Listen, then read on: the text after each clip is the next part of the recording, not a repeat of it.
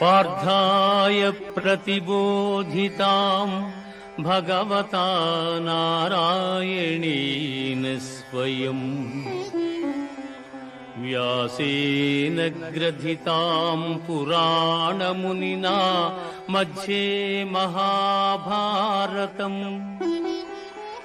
అద్వైతామృతవర్షిణీం భగవతీం అష్టాదశాధ్యాయినీం అంబా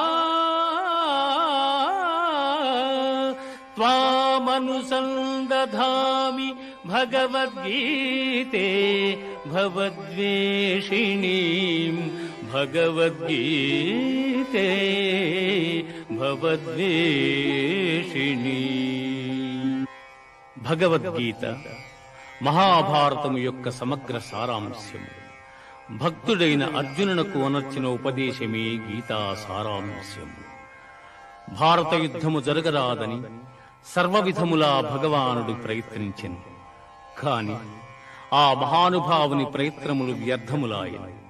అటు పిమ్మట శ్రీకృష్ణుడు పార్థునకు సారథి అయి నిలిచెను.